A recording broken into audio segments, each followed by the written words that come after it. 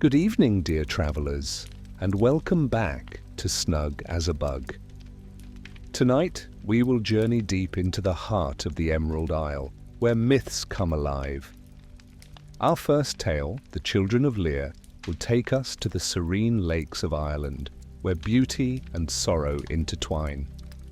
It is a story of transformation, enduring love, and a melody that lingers long after it ends. Next, we meet the Cailleach, the ancient goddess of winter who shapes the seasons and guards the balance of the land.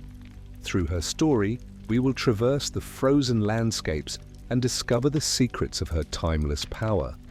Finally, the Harp of Dagda will guide us into the halls of the gods, where music holds the key to harmony and war. This tale brims with courage, unity, and the enduring magic of a melody that can shape the world.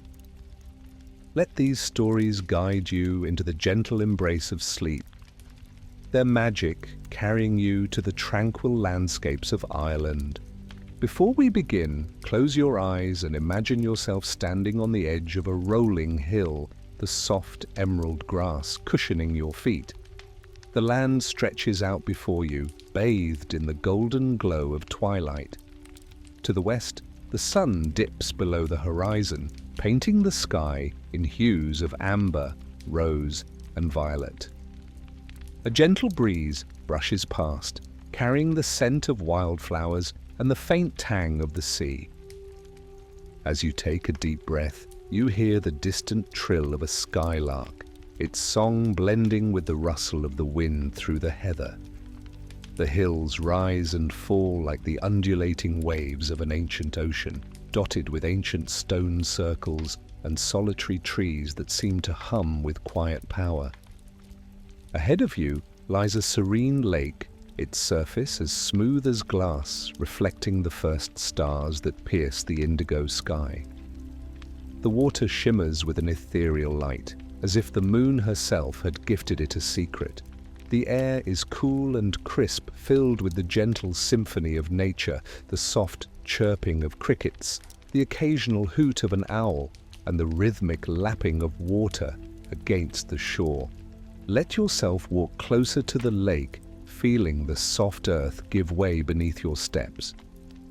As you near its edge, you notice a faint melody drifting across the water. It is haunting and beautiful, a song filled with longing and love, its notes weaving through the air like threads of silver. The sound seems to come from the center of the lake, where 4 swans glide gracefully, their white feathers glowing softly in the moonlight. Their movements are synchronized, their presence both serene and otherworldly. This is the realm of the Children of Lear, where sorrow and beauty converge. Their story is carried on the breeze, inviting you to listen and to feel the timeless pull of their song. Now look to the east, where the land grows wilder and colder. The hills give way to rugged peaks dusted with the first snow of winter.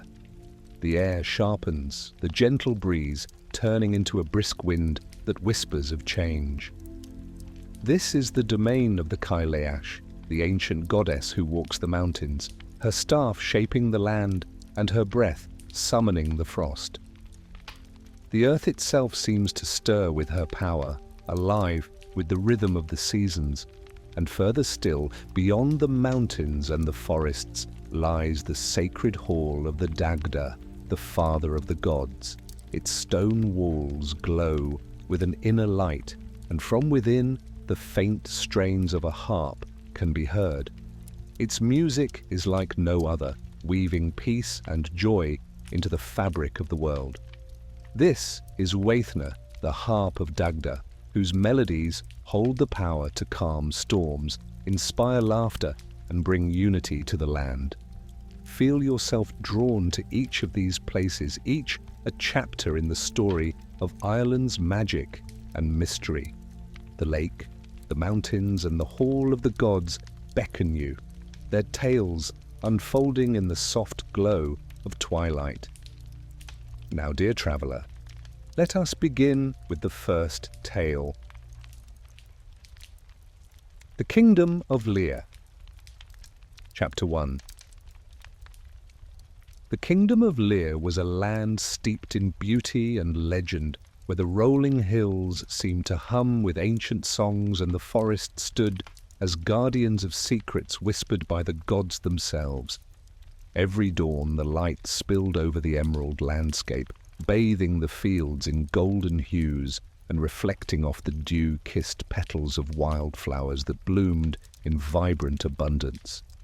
Here King Lear ruled, not with an iron fist, but with the wisdom and care of a father tending to his family.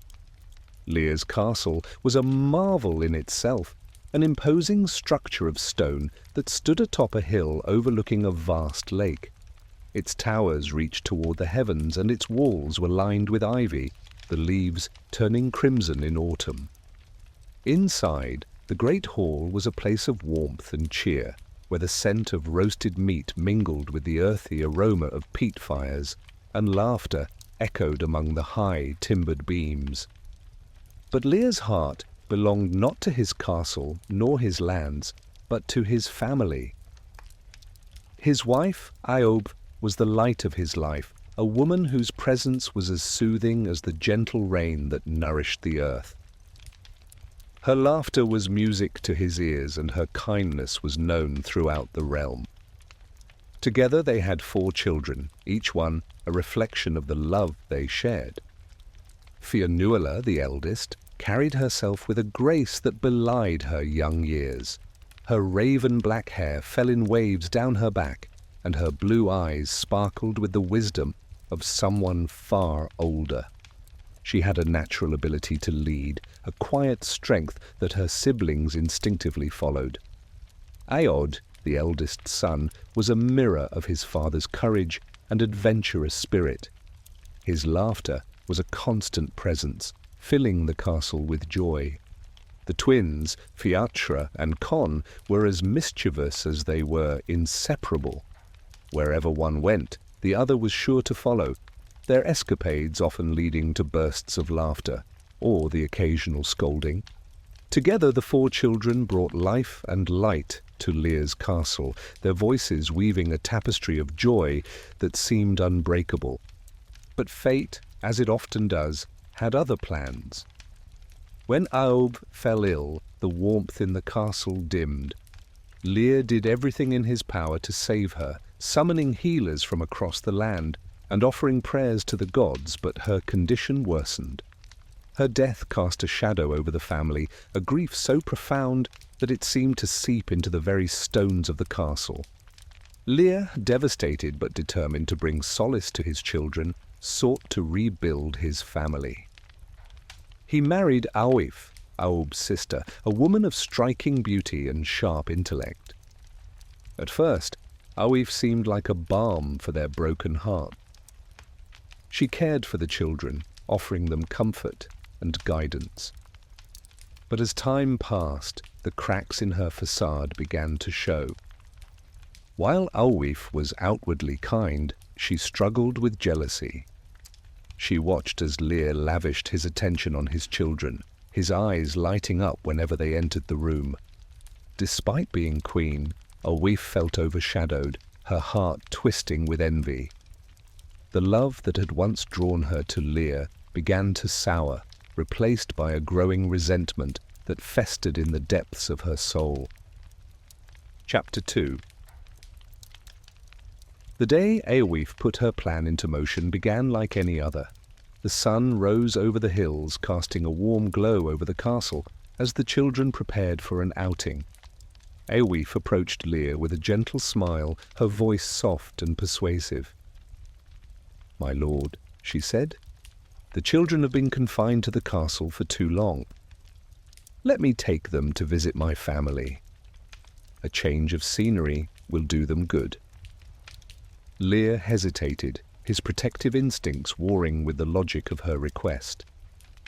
"They are my world," he said. "I cannot bear to be apart from them."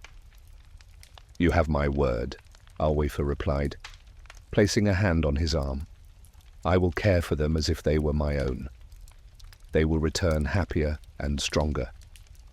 Reluctantly, Lear agreed, and the children, unaware of Aoife's true intentions, eagerly climbed into the carriage. They waved to their father as the horses set off, their laughter carrying on the wind. The journey took them through some of Ireland's most breathtaking landscapes. The children marvelled at the dense forests, where sunlight filtered through the canopy, casting dappled patterns on the ground. They crossed bubbling streams and passed fields where wild horses grazed, their manes catching the light like spun gold. As they neared a secluded lake, Aoife's demeanour shifted. Her smiles grew strained, her voice colder. The children, sensing something was amiss, exchanged uneasy glances. When the carriage halted by the water's edge, Aoife instructed them to step out. The lake was serene, its surface like polished glass, reflecting the sky in perfect stillness. Aoife's voice broke the silence, chanting words in a language that made the air around them thrum with power. The children gasped as a strange sensation overtook them, their bodies twisting and changing. Feathers sprouted where skin had been, their limbs transforming into elegant wings. In mere moments, the transformation was complete. The children stood on the shore, their forms no longer human but swans, their feathers as white as snow. Their voices, though altered, could still form words, their sorrowful cries piercing the air. "Why have you done this?" Fionnuala demanded, her voice trembling with anger and disbelief. Aoife hesitated, a flicker of regret crossing her face. "You are loved too much," she said, her tone bitter. "There is no place for me while you hold his heart." With a wave of her hand, she sealed their fate. "You will remain as swans for 900 years. 300 years on this lake, 300 on the Sea of Moyle, and 300 on the waters of Einish Glora. Only the sound of a church bell shall break the curse." Before they could respond, Aoife disappeared into the mist, leaving them alone in their sorrow. Chapter 3. The waters of Lough Derravara became the children's prison, their once vibrant lives reduced to a haunting existence. Fionnuala, ever the protector, took charge, guiding her brothers through the early days of their curse. "We must stay together," she said, her voice steady despite the despair that threatened to overwhelm her. "Our bond is our strength." They spent their days gliding across the lake, their wings slicing through the water like blades of light. At night, they huddled together on the shore, their feathers offering what little warmth they could. The songs they sang were filled with longing and sorrow, their voices carrying across the lake like a lament for all they had lost. Word of the Swan Children spread, drawing travellers and poets to the shores of Lough Derravara. Some came to marvel at their beauty, while others wept at the sound of their songs. The children, though grateful for the compassion of strangers, found little comfort in their plight. As the years passed, the seasons painted the lake with different hues. In spring, the water shimmered with the reflection of blossoming trees, while summer brought a golden glow that warmed their spirits, if only briefly. Autumn turned the world into a tapestry of red and gold, and winter blanketed the land in a stillness that mirrored their own sorrow. Through it all, Fionnuala remained a beacon of hope, her strength unyielding. She told her brothers stories of their father, reminding them of the love that still bound them to the world. Chapter 4.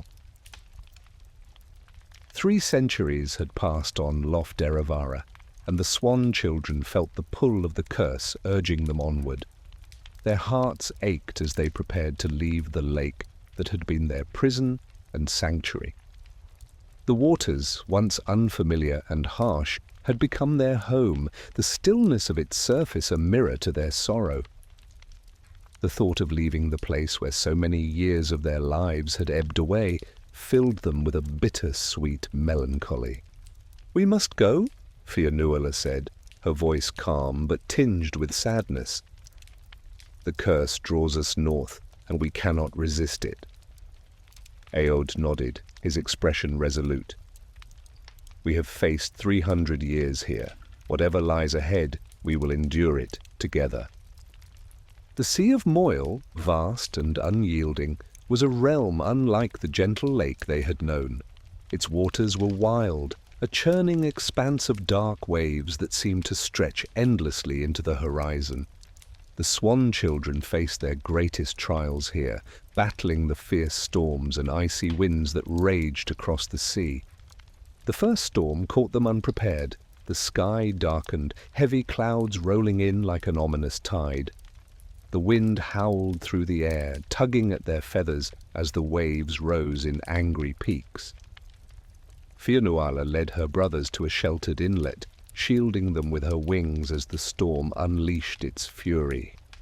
For hours they huddled together, their bodies trembling from the cold and the relentless battering of the wind. Fionnuala sang softly, her voice cutting through the chaos, a fragile thread of hope anchoring her brothers to her. "This will pass," she murmured. "The storm cannot last forever." When the tempest finally subsided, the Swan Children emerged, weary but alive. They took to the skies, their wings heavy with exhaustion, but their spirits unbroken. Each new challenge they faced only strengthened their bond, their love for one another, their greatest shield against despair. The years on the Sea of Moyle were marked by hardship, but also moments of unexpected beauty. On clear nights, the children marveled at the stars, their light reflecting off the waves like scattered diamonds. The sea, though often cruel, held its own magic, and the swans found solace in its rhythms. Aoj, ever the optimist, took to exploring their surroundings, his keen eyes scanning the horizon for signs of hope. He discovered a small island, its shores dotted with wildflowers and soft grasses. Here the Swan Children found a brief reprieve from their struggles, their songs filling the air as they rested. Fionnuala often watched her brothers during these moments, her heart swelling with pride and love. Despite their suffering, they had not succumbed to despair. Their resilience was a testament to the strength of their bond, a light that refused to be extinguished. As the years turned to centuries, the swans grew accustomed to the rhythms of the sea. They learned to read the signs of approaching storms, to find shelter in the hidden coves and islets scattered across the waters. Through it all, Fionnuala remained their guide, her unwavering determination a beacon that carried them through the darkest nights. When the time finally came to leave the Sea of Moyle, the swans felt a mixture of relief and trepidation. The next phase of their journey awaited, and though they did not know what it would bring, they faced it together, their bond stronger than ever. Chapter 5. The pull of the curse led the Swan Children back to Ireland, to the windswept shores of Inish Glora.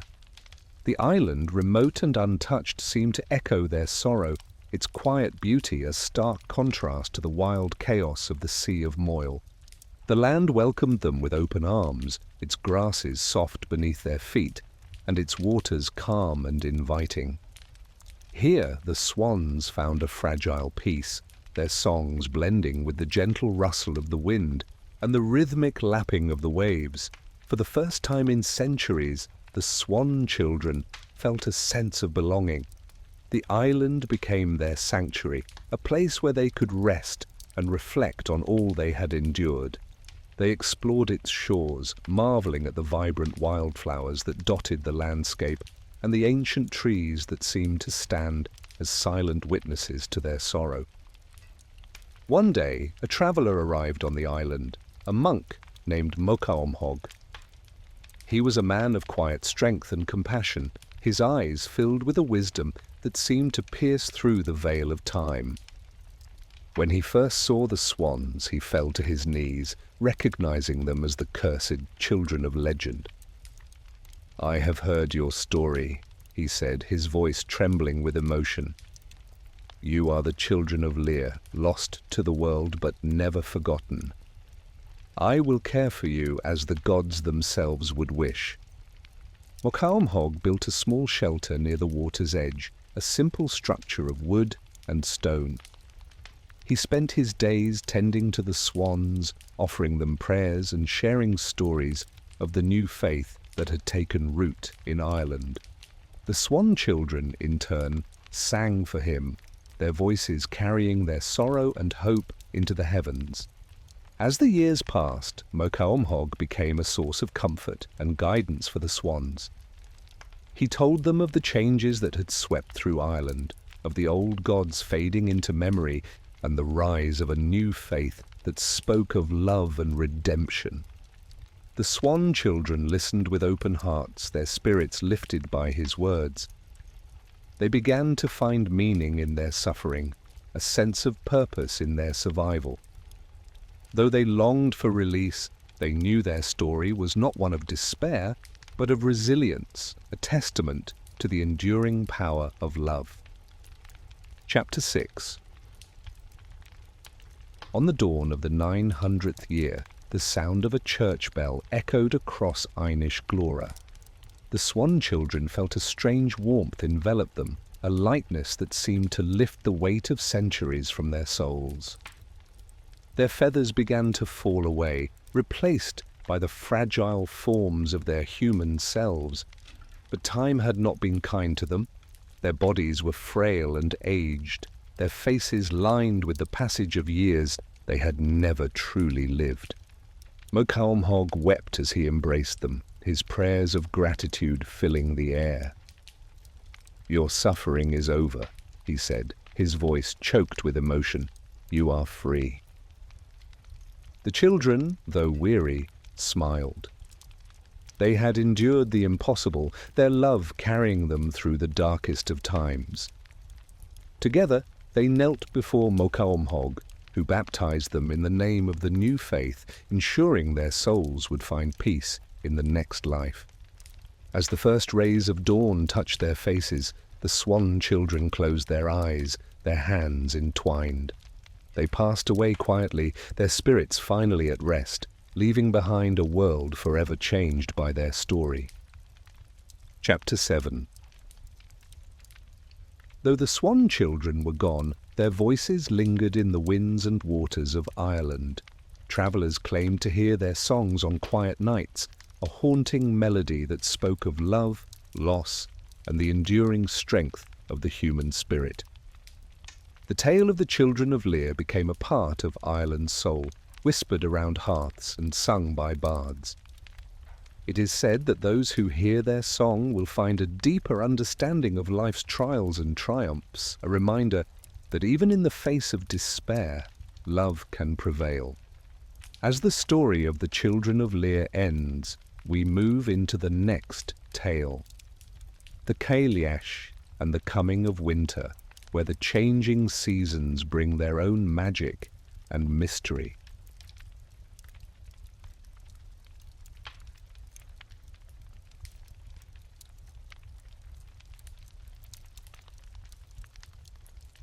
The Cailleach and the coming of winter. Chapter 1. In the windswept highlands of Ireland, where the land rises and falls like the breaths of ancient gods, there is a legend older than memory itself. They say she walks among the mountains and valleys, her staff in hand and her cloak heavy with the weight of ages. She is the Cailleach, the hag of winter, a being as timeless as the hills she roams. Some say she is a goddess, others a spirit of the earth. But all agree on one thing: when the Cailleach appears, the seasons turn, and winter begins its icy reign. The tale begins in a small village nestled in a valley surrounded by towering peaks. The villagers lived simple lives, tending their sheep and crops, their existence tied to the whims of nature. They spoke in hushed tones about the Cailleach, whose presence marked the end of autumn's warmth and the arrival of winter's chill. One such villager, a young woman named Aithne, had grown up hearing the stories. Her grandmother often spoke of the Cailleach, her voice filled with a mix of awe and fear. "She shapes the land with her staff," the old woman would say, her gnarled hands mimicking the motion of a staff striking the ground. "Rivers spring from her footsteps, and mountains rise where she rests." Aithne, with her fiery hair and curious spirit, had always dismissed the tales as old superstitions. But as the days grew shorter and the air colder, she couldn't help but feel the weight of the stories pressing upon her. There was a restlessness in the wind, a stirring in the earth that seemed to echo with the Cailleach's name. One evening, as the sun dipped below the horizon and the sky turned a deep shade of indigo, Aithne climbed the hills that bordered her village.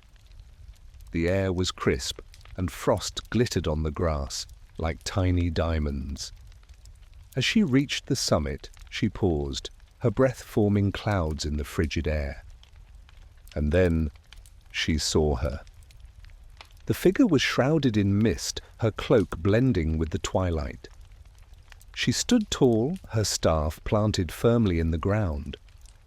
Her face was weathered, carved by time itself, yet her eyes glowed with a piercing light that seemed to hold the wisdom of the ages.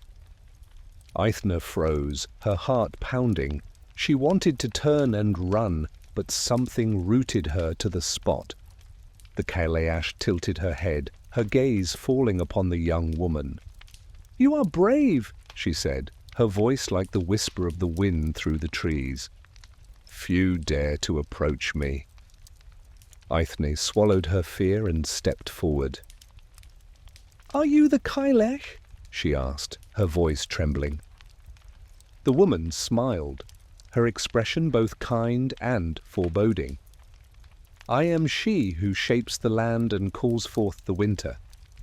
And you, child, have caught my attention." Chapter 2. The Cailleach gestured for Aithne to follow, her staff tapping against the ground with each step. The earth seemed to shiver beneath its touch, and frost crept along the grass in her wake. Aithne, though filled with trepidation, obeyed, her curiosity overpowering her fear. They walked in silence until they reached a stone circle atop the hill, its ancient stones standing like sentinels against the night sky. The Cailleach turned to Aithne, her eyes gleaming. "You are bold to seek me out, but boldness alone will not protect you from what lies ahead." "What do you mean?" Aithne asked, her voice steady, despite the chill that crept into her bones. The Cailleach leaned on her staff, her expression grave.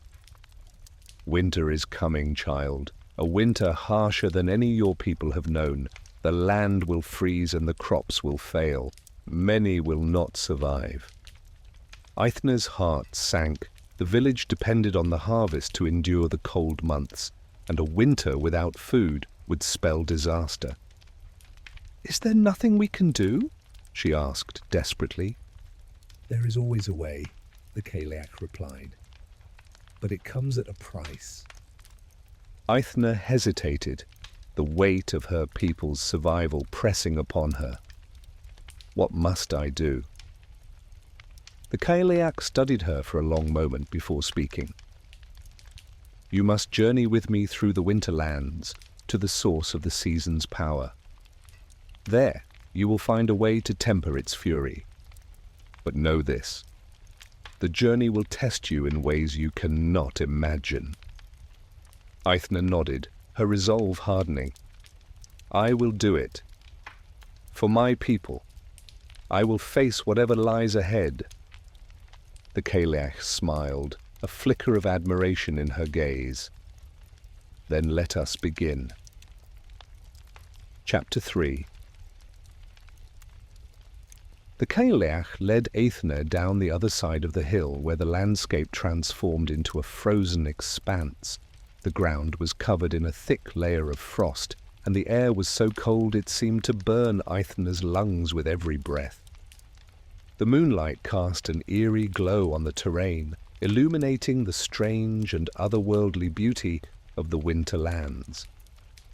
As they walked, the Cailleach told Aithne stories of the ancient times when the gods roamed the earth and the seasons were born. "The power of winter lies in the heart of the mountains," she explained. "It is a force both destructive and vital, a balance that must be maintained." Aithne listened intently, her mind racing with questions. She wanted to understand this power, to grasp the forces that shaped her world. But the cold was relentless, seeping into her very bones. She wrapped her cloak tightly around herself, her teeth chattering. The Cailleach noticed her struggle and paused. "Here," she said, striking her staff against the ground. A small fire sprang to life, its warmth a welcome relief. "You must keep your strength, child. The journey is long, and the trials ahead are unforgiving." They rested briefly before continuing, the Cailleach's presence both a comfort and a reminder of the enormity of the task ahead. Aithne could feel the weight of the winter lands pressing down on her, but she refused to falter. Her people were counting on her, and she would not let them down. Chapter 4. The further they travelled, the more treacherous the journey became. The wind howled like a living thing, whipping through the frozen valleys and threatening to knock Aithne off her feet. The snow fell in thick, blinding sheets, obscuring the path ahead. "Stay close," the Cailleach commanded, her voice cutting through the storm. "The winterlands are not kind to those who stray." Aithne obeyed, her determination unwavering despite the hardships. They encountered frozen rivers that seemed to whisper secrets as they crossed, their surfaces slick and treacherous. Strange creatures watched from the shadows, their eyes gleaming in the darkness. At one point they came to a chasm spanned by a narrow bridge of ice. The Cailleach crossed effortlessly, her staff striking the ice with each step. Aithne hesitated, her heart pounding as she looked down into the abyss. But she forced herself to move forward, her steps cautious but steady.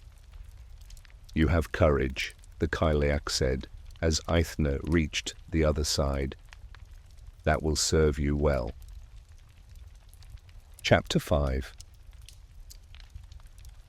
After what felt like an eternity, they reached the heart of the winter lands, a vast icy cavern that seemed to pulse with a cold, otherworldly light.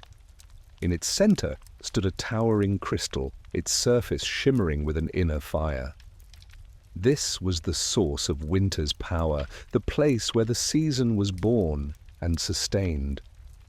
The Cailleach turned to Aithne, her expression solemn. "The balance must be restored," she said. "To temper the fury of this winter, you must leave something of yourself behind. A sacrifice is required." Aithne's breath caught in her throat. "What kind of sacrifice?" "The choice is yours," the Cailleach replied. "But it must be something precious." Aithne closed her eyes, her mind racing. She thought of her family, her village, the people who depended on her, and then she knew what she must do. She stepped forward, placing her hand on the crystal. The cold was unbearable, searing through her skin and into her very soul. But she held firm, pouring her love and hope into the crystal, offering it as a gift to temper the winter's wrath.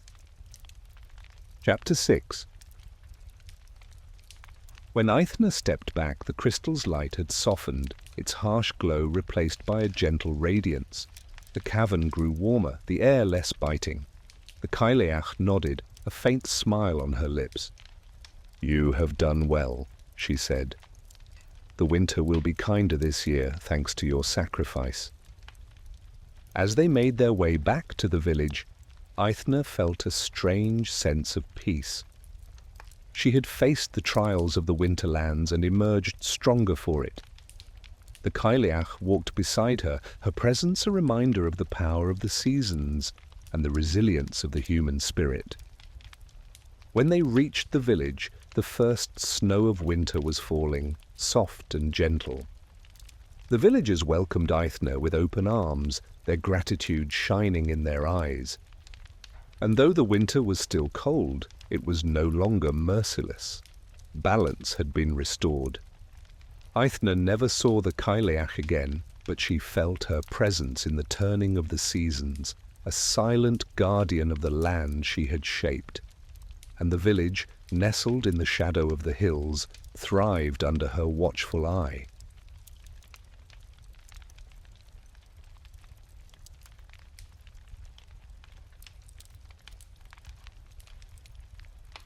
The Harp of Dagda. Chapter 1. Long ago, in the time when gods and mortals walked the same earth, there was a gathering unlike any other. The Tuatha De Danann, the divine beings who ruled over Ireland, convened to celebrate their triumphs in battle and the bounties of their land. Their halls were gilded with the glow of eternal fires, and their tables were laden with food and drink fit for immortals. At the head of the feast sat the Dagda, the father of the gods, known for his wisdom, strength, and insatiable appetite. The Dagda was a towering figure, his presence commanding yet comforting, like an ancient oak, sheltering all beneath its branches. In his possession was a harp of unparalleled beauty, known as Weithne. Its frame was carved from the heartwood of a sacred tree, and its strings shimmered like threads of sunlight. But Weithne was no ordinary harp. It was imbued with magic, capable of summoning emotions, calming storms, and weaving harmony into the very fabric of the world. As the feast reached its height, the Dagda took up the harp. The room fell silent, the gods leaning forward in anticipation. With a touch that was both gentle and commanding, the Dagda plucked the strings. The first note rang out, a deep and resonant sound that seemed to anchor the listeners to the earth. It was the music of peace, a melody that stilled the restless and eased the weary. The Dagda's fingers moved deftly, coaxing new emotions from the harp. A lively tune followed, one that lifted spirits and sent the gods into fits of laughter. The room erupted into dancing and celebration, the sound of the harp infusing the hall with joy. But as the night wore on, a shadow fell over the feast. In the distance, the sounds of battle began to echo. The Fomorians, ancient enemies of the Tuatha De Danann, were on the march. Their war cries carried through the night, a stark contrast to the music of Weithne. The gods fell silent, their joy replaced by unease. The Dagda set down his harp, his expression grim. "It seems the Fomorians seek to test our strength once more," he said. "But let them come, we will not yield." Chapter 2. As the Tuatha De Danann prepared for war, the Fomorians devised a plan to strike at the heart of their enemies. They knew of the Dagda's harp and the power it wielded. To rob him of Weithne would not only weaken the gods, but also sow discord among them. Under the cover of night, a band of Fomorian warriors crept into the Dagda's hall. The harp, resting against the wall, seemed to glow faintly in the moonlight. The Fomorians hesitated, awed by its beauty and the palpable energy it exuded. But their leader, Baela of the Evil Eye, urged them on. "Take it," he hissed, his voice sharp and commanding. "The gods' strength lies in their unity, and this harp binds them together. Without it, they will falter." The Fomorians lifted Weithne carefully, its strings humming softly, as if in protest. They carried it away, their movements swift and silent. By the time the first rays of dawn broke over the horizon, the harp was gone. The Dagda was the first to notice its absence. His eyes, normally filled with warmth, darkened with fury. "They have stolen more than a harp," he said, his voice a low rumble. "They have taken the balance of the land itself." He called upon his closest allies, Lu of the long arm, the brilliant warrior, Brigid, the goddess of poetry and healing, and Ogma, the champion of eloquence and strength. Together, they vowed to retrieve Euaithne and restore harmony to their people. Chapter 3. The journey to recover Euaithne was fraught with challenges. The Dagda and his companions ventured into the lands of the Fomorians, a realm of shadows and peril. The air there was thick with mist, and the ground was jagged and treacherous. Strange cries echoed through the darkness, the calls of creatures unseen but felt in every trembling leaf. As they pressed on, the companions encountered trials that tested their resolve. At a narrow pass, they were confronted by a great beast, its eyes glowing like embers. The creature blocked their path, its growls reverberating through the rocks. "Stand aside," Lu commanded, his spear gleaming in the dim light. The beast roared, its defiance shaking the ground. But the Dagda stepped forward, his voice calm, yet commanding. "We mean no harm," he said, holding out his hand. "Let us pass, and we will leave your domain in peace." The beast hesitated, its gaze meeting the Dagda's. There was a moment of stillness before it stepped aside, its massive form disappearing into the shadows. "Even the fiercest creatures recognize the power of harmony," Brigid said, her voice filled with admiration. Their journey continued, each step bringing them closer to the Fomorian stronghold. The companions drew strength from one another, their unity a testament to the very magic the harp embodied. Chapter 4. The Fomorian stronghold was a fortress of dark stone, its towers piercing the sky like jagged teeth. The air around it was heavy with malice, and the cries of captive souls echoed within its walls. The Dagda and his companions approached with caution, their eyes scanning the shadows for signs of danger. Within the fortress, Euaithne sat in a grand hall, surrounded by Fomorian warriors. Baylor himself stood guard, his single, malevolent eye fixed on the harp. Its strings were silent, as if mourning its captivity. The companions devised a plan to retrieve Euaithne. Lir, with his cunning and skill, would distract the Fomorians, while Brigid and Ogma created a diversion. The Dagda would then enter the hall and reclaim the harp. The plan unfolded with precision. Lug's sharp wit and dazzling combat skills drew the attention of the Fomorian guards, while Brigid and Ogma unleashed a display of magic that sent the fortress into chaos. In the confusion, the Dagda slipped into the hall.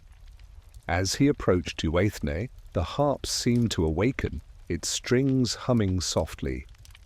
But before the Dagda could reach it, Baylor turned, his gaze locking onto the god. "You dare to enter my domain," Baylor snarled, his voice like thunder. "The harp is mine now."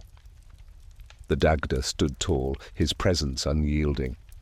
"Euaithne belongs to the land and its people," he said. "It was never yours to take." Baylor raised his hand, summoning a surge of dark energy. But before he could strike, the Dagda reached out and plucked a single string of the harp. The sound that followed was unlike anything the Fomorians had ever heard, a note so pure and powerful that it shattered the darkness around them. The fortress trembled, its walls cracking as the harp's magic surged through the air. Baylor faltered, his strength no match for the harmony Euaithne unleashed. The Dagda seized the harp, its strings singing in triumph. Chapter 5. The companions fled the crumbling fortress, the harp's music guiding them through the shadows. When they emerged into the light, the air felt lighter, the land itself seeming to breathe a sigh of relief. The journey back to the Tuatha De Danann was one of celebration. As the Dagda played Uaithne, the land responded, its wounds healing and its balance restored.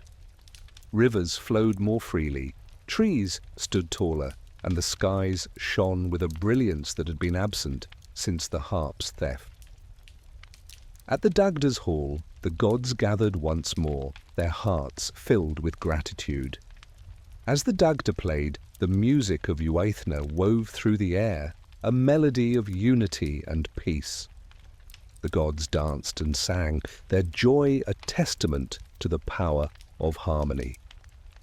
The tale of the harp's theft and recovery became legend, a story passed down through the ages as a reminder of the importance of balance and the enduring strength of unity.